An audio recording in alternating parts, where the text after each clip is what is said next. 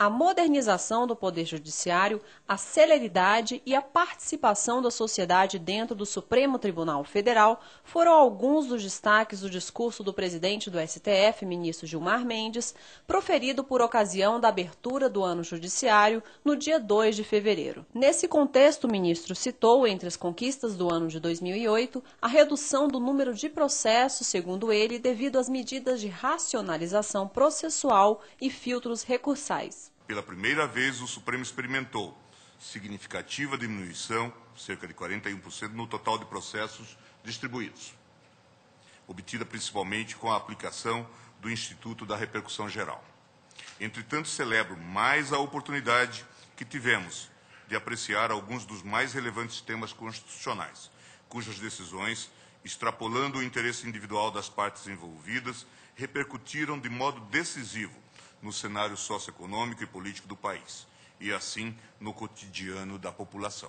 O ministro Gilmar Mendes lembrou também dos julgamentos que marcaram o ano de 2008, entre eles a controvérsia acerca da realização de pesquisas científicas com células embrionárias humanas e o debate sobre a demarcação contínua da reserva indígena Raposa Serra do Sol. A fidelidade partidária, a proibição do nepotismo no âmbito de toda a administração pública federal também foram lembrados no discurso do presidente do Supremo.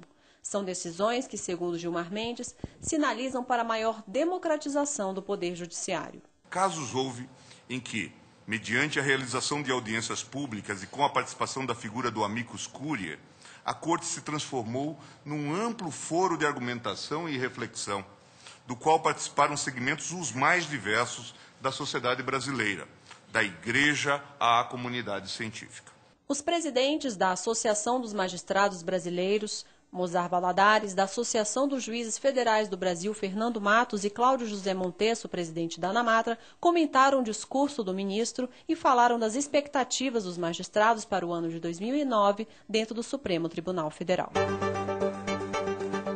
Extremamente positiva essa redução do número de recursos que chega ao Supremo Tribunal Federal, até porque aquela corte tem que se debruçar principalmente na leitura, na interpretação da Carta Magna, do texto constitucional.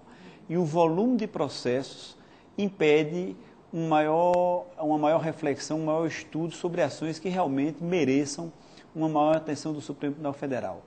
Então, a nossa interpretação, a nossa leitura é que foi extremamente positivo o Instituto da Repercussão Geral e isso já reflete o número de recursos que chegam ao Supremo Tribunal Federal. Esse reflexo na redução do número de processos nós ainda não vemos na primeira instância, nem nos tribunais regionais federais. Ao contrário, o número de processos tem aumentado a cada ano, não é? E mesmo com medidas de racionalização e de gestão, redução do número de recursos, ainda nós vemos a necessidade do aumento da estrutura, um aumento pontual. A sociedade brasileira não admite mais que um processo possa levar 2, 3 décadas para ser solucionado definitivamente, já que o nosso sistema legal e recursal admite inúmeros recursos, né?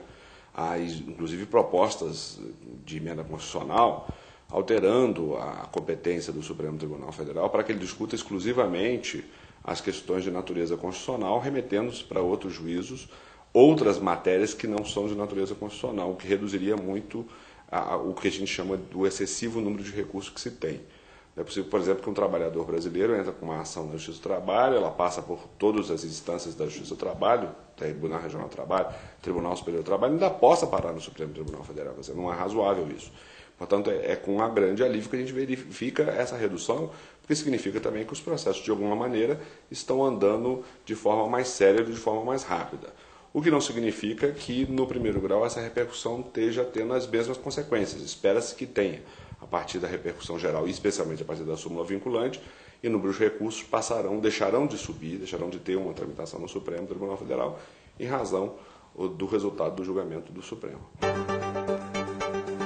Nós verificamos dentro do Supremo Tribunal Federal essa prática positiva de audiências públicas antes de julgamento de casos que tem repercussão em toda a sociedade brasileira.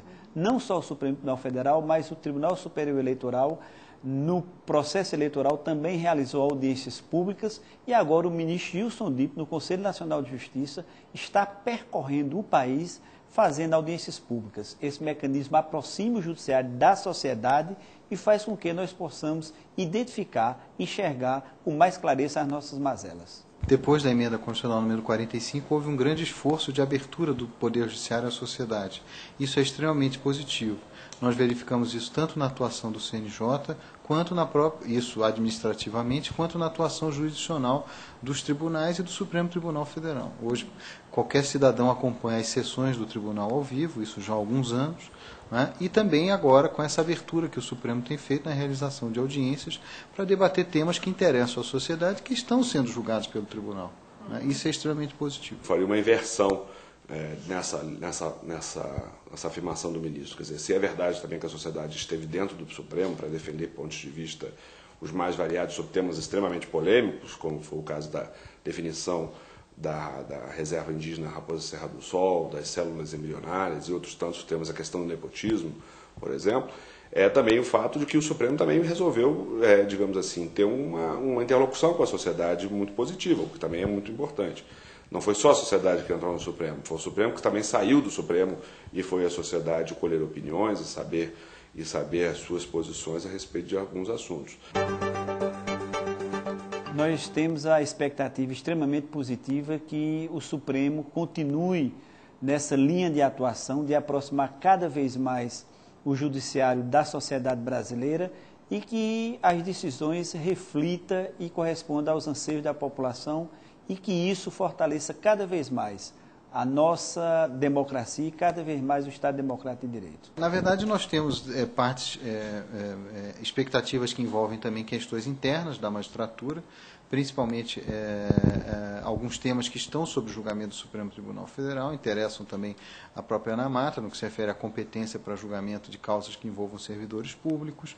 Nós temos também a acumulação do magistério com a magistratura e nós temos outros temas sensíveis para o aperfeiçoamento do sistema processual, como, por exemplo, a execução provisória da pena, em que momento essa execução começa e a sua compatibilidade com o princípio da presunção de inocência. Então, nós temos aí uma agenda bastante intensa com o Supremo, para o Supremo Tribunal Federal e temos uma expectativa muito positiva. Nós temos duas questões que são diversas, mas que, na verdade, se comunicam. Do ponto de vista do plano interno dos juízes, os juízes aguardam que o Supremo assuma o protagonismo para a solução de algumas questões nossas que estão ainda pendentes de apreciação no Parlamento e também a discussão a respeito de uma nova lei orgânica da Magistratura Nacional. Parece que tudo sinaliza de que este ano as coisas poderão encaminhar nesse sentido e talvez seja importante a participação dos juízes e das associações nesse debate. Por outro ponto de vista, a ANAMATA também espera que o Supremo aprecie questões relacionadas à competência da Justiça do Trabalho, que anda um pouco, digamos assim, em compasso de espera de pronunciamento do Supremo em virtude de algumas decisões controvertidas que tivemos, especialmente no âmbito do Superior Tribunal de Justiça. Se o Supremo definir claramente os limites dessa competência em algumas questões, nos parece fundamental e a ANAMATA tem feito algumas intervenções em processos nesse sentido para fazer prevalecer o ponto de vista do juiz do trabalho em relação à sua competência.